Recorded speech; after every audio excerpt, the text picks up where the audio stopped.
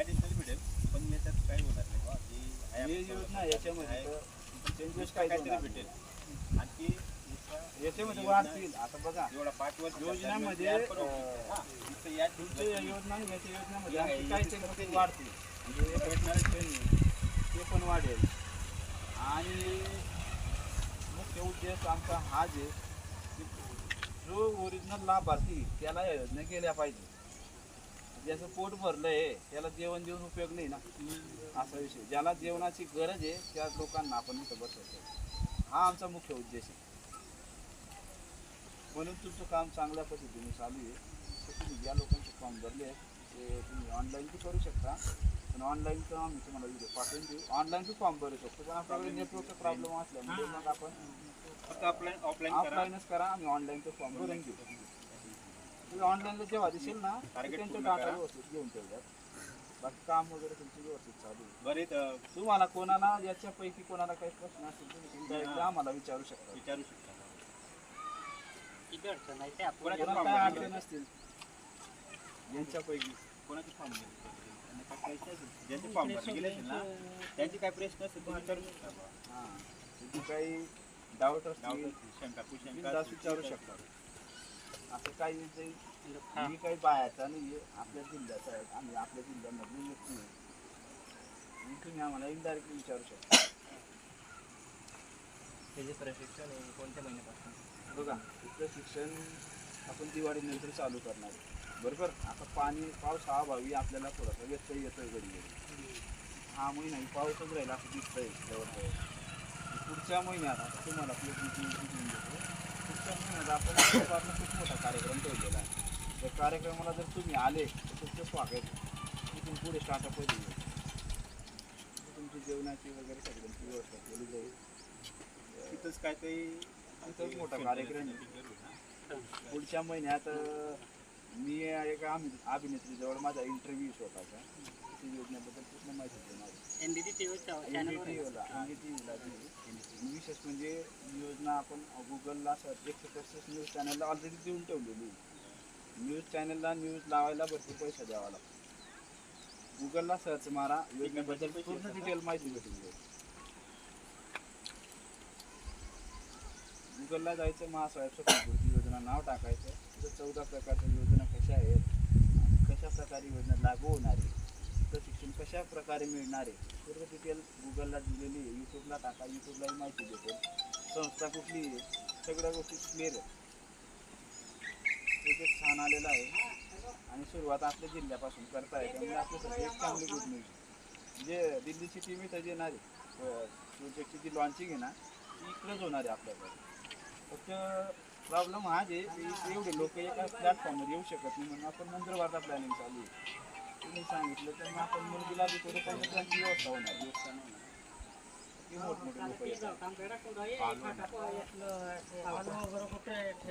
देवालचं बघा, आता मी लावून तसं बजेट करून घ्यायचं.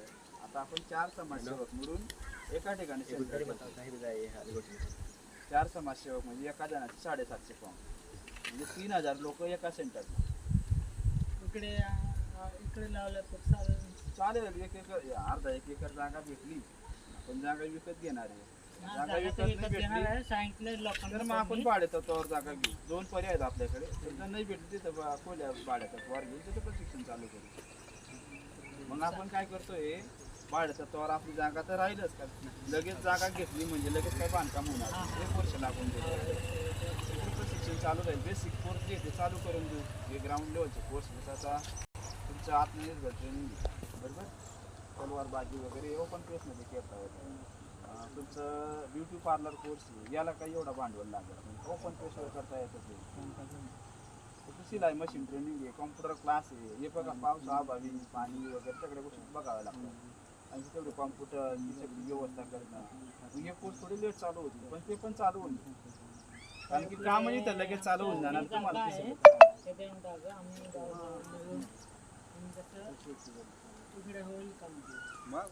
बघा हे आता बघा, हे हा डाटा गेला का आपण पुन्हा एक वेळा मीटिंग लावू. सगळ्यांनी मीटिंग झाल्यानंतर आपण स्पॉट असणार आहे. आपल्याला कमीत कमी 10-15 सेंटर द्यायचे आपल्या 2 तालुक्यामध्ये. 5 सेंटर इकडं, 5 सेंटर तिकडं. बाकी ठिकाणी जागा नाही भेटली तिथं भाड्याचा तोर खोले घेऊ आपण.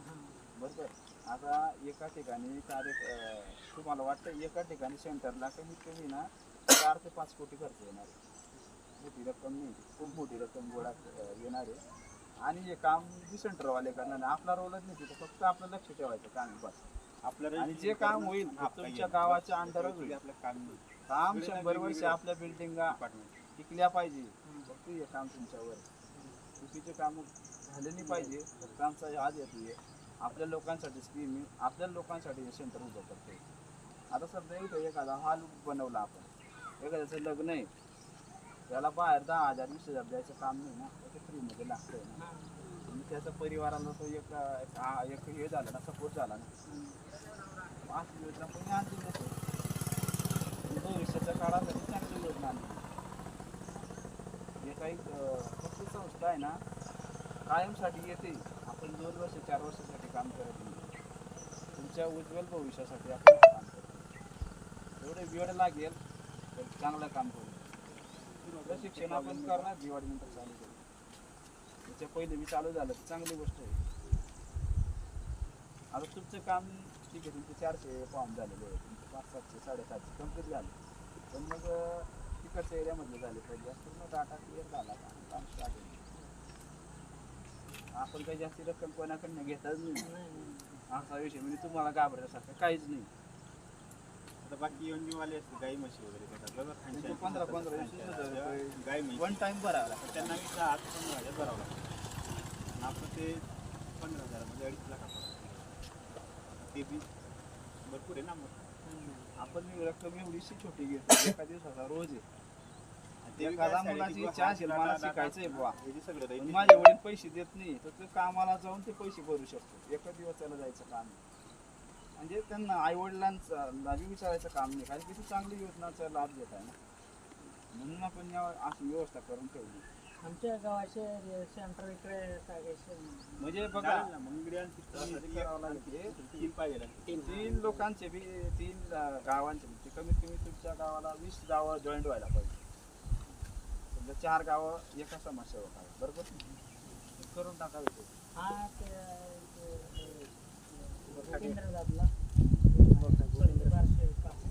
भूपेंद्र सर आहे, त्यांच्याकडे बोखाटे आहे. मग आपण कसं करू, सेंटर बघावं लागेल. तिकडचे 5 गाव इकडच्या तल्लुबार शिकायला इकडे बरोबर यावं लागेल. जवळ पडते. वर्गामध्ये आम्ही काय करू, तुमच्या 4 जणांमध्ये चर्चा करायची. 4 जणांनी सांगितलं सर आपल्याकडे 4 ठिकाणी जागा भेटणार नाही, मग सर माझ्याकडे भेटते 1 एकर अर्धा एकर जी असेल, बरोबर, त्या ठिकाणी आपण सेंटरचं आयोजन करू. तिथं आयोजन केलं, मग ते जे आपली जी टीम आहे ते जे व्यवहार आहे ते करून मोकळं होऊन जाईल. बरोबर, व्यवहार झाला लगेच सेंटरची टीम लगेच मटेरियल टाकेल, काम चालू होऊन जाईल. तोपर्यंत प्रशिक्षणासाठी आपण वेगळ्या खोल्या घेऊन देऊ, त्याला काही एवढं भाडं राहणार नाही आपल्या एरियामध्ये. ते अशी व्यवस्था करू. हे जे किती महिन्याचं किंवा किती वर्षाचं कोर्स? कोर्स बघा, आपल्याला 5 वर्षामध्ये आम्हाला हा कोर्स पुरा करायचा, पूर्ण 14 टीम. मग ते ना तासिका बेसिसवर राहणार. म्हणजे आता ते स्ट्रक्चर आलं नाही आमच्याकडे अजून. समजा एखादा कोर्स आहे तो 50 तास 60 तास 90 तास असा राहील. ते तासामध्ये 1 तासापासून ते 1 वर्षापर्यंत असं बी राहू शकतो. म्हणजे प्रत्येक आता समजा वेगवेगळे एखाद्यानं मध्ये म्हणजे दुसरीकडे जायचं वगैरे, दुसरं स्कोप भेटला वगैरे तर हा भेटेल ना. 15 प्रकारचे डायरेक्ट इनडायरेक्टली 15 कोर्स वन टाईममध्ये चालू राहतील. तुम्हाला वाटलं मला कॉम्प्युटर करायचं आहे, आता तुम्ही कॉम्प्युटर जेव्हा बिल्डिंग वगैरे ते शिकतील. ते काय सांगितलं मला आता शिलाई मशीनची ट्रेनिंग घ्यायची, शिलाई मशीनची ट्रेनिंग घ्यायची. एखादं सांगितलं नाही सर मला वेगळी घ्यायची, काय तो स्टाफ तिथं अवेलेबल असेल. म्हणून एवढे लोक डिवायडेशन करायचे ना आपल्याला. आणि त्याच्यामध्ये आपण बॅचेस पाडून घेऊ 1-1 तासाच्या 2-2 तासाच्या. एखादा सांगेल मला संध्याकाळी संध्याकाळी ट्रेनिंग घेईल, एखादा दुपारी घेईल, एखादा सकाळी घेईल. म्हणजे ते पण आपण व्यवस्था करून घेऊ.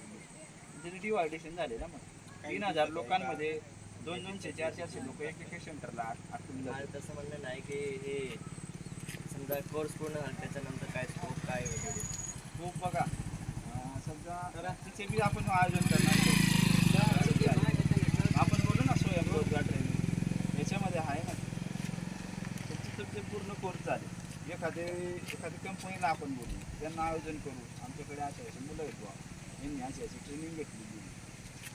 तुम्हाला समजा सुरत गुजरात असेल बडोदा असेल एखाद्या कंपनीने बोलवलं तुमच्या तिथे व्यवस्था होईल ना जसं IT